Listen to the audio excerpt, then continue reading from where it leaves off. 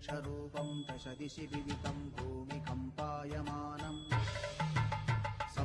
संहारमूर्तिं शिरमुकुटजटाशेखरं चन्द्रबिम्बम् दं दं दं दीर्घकायं विकृतनखमुखं चोर्ध्वरोमं कराळम् पं पं पं पापनाशं प्रणमत सततं भैरवं क्षेत्रपालम्